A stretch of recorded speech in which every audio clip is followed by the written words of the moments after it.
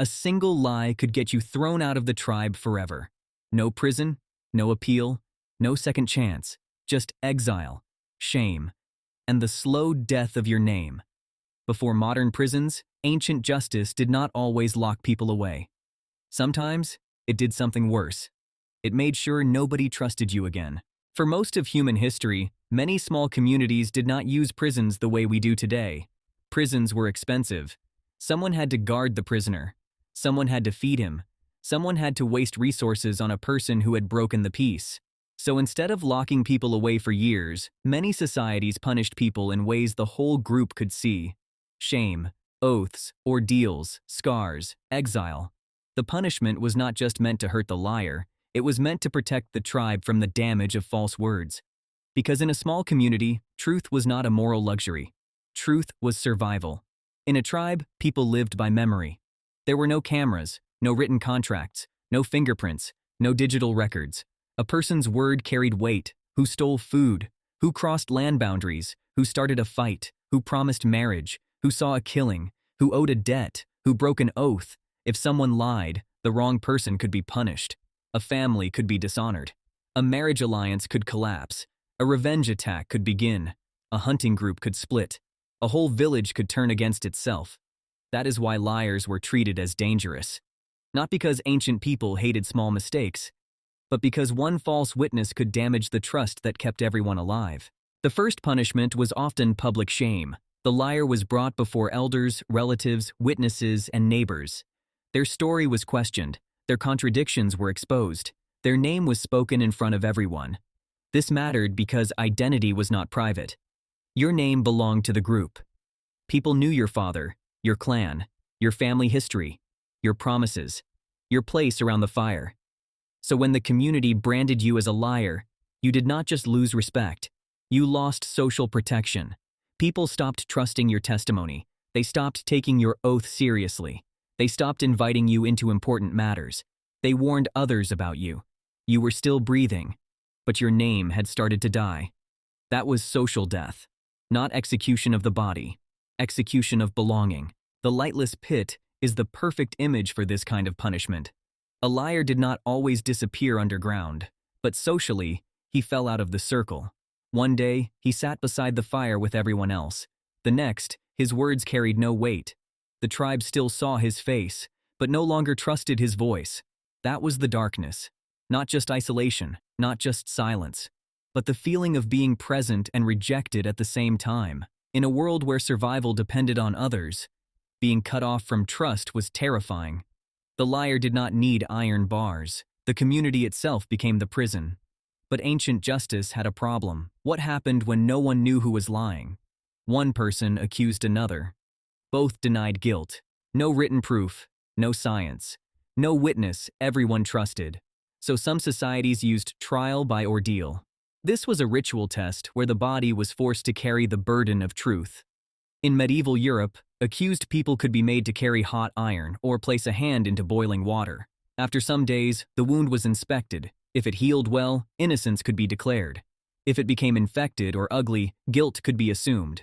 To us, it sounds brutal. But in that world, people believed divine power could reveal guilt. The body became evidence. The wound became testimony. The scar became the voice of the truth. In parts of Africa and other regions, some ordeals used poison. The accused would drink a dangerous substance under ritual supervision. If they vomited or survived, innocence could be claimed. If they collapsed or died, guilt was assumed. This was terrifying because the liar was not only facing the tribe, he was facing the sacred order of the world. The elders did not simply ask, "Are you lying?"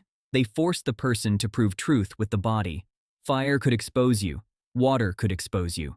Poison could expose you. The ritual turned fear into evidence, and even before the ordeal began, the pressure could break a guilty person. Confession became safer than facing the test. That was why these rituals were powerful. They made lying expensive. After guilt was declared, some punishments had to be remembered.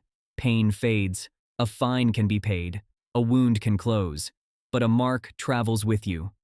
Across history, societies used visible punishments to warn others. Branding, scarring, shaving, stocks, public humiliation, special signs of shame. Not every culture marked liars specifically, But the idea was common: make the offense visible. A person could leave one settlement and enter another. But if the mark was on the face or body, the past arrived before the mouth opened. Before he said, "Trust me," the scar had already spoken. In a world without digital records, skin could become the record. Your body could become your criminal file. Today, a person can move cities, change accounts, delete posts, or rebuild a reputation. In the ancient world, starting over was harder. Your name followed you through stories. Your family name followed you through clan memory. Your body followed you through visible marks. If a neighboring group heard that a man was a liar, they might refuse him food, refuse him trade, refuse him marriage, refuse him shelter.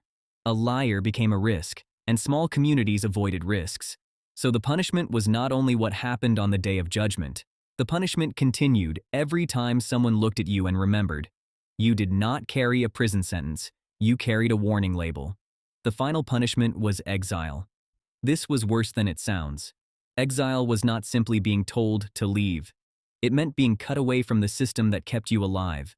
No shared food, no family protection, no hunting partners, no shelter.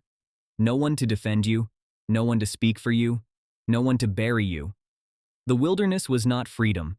It was exposure, hunger, weather, injury, enemy groups, wild animals, loneliness.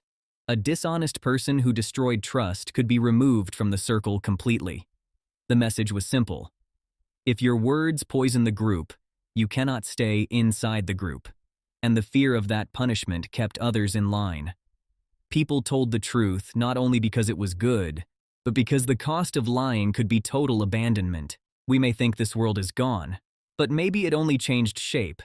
Today, we do not usually test liars with fire. We do not usually cast them into the forest. We do not brand their faces, but reputation still controls survival. A ruined name can follow someone through screenshots, comments, videos, search results, and public memory. So maybe the ancient lesson never disappeared. It only found new tools.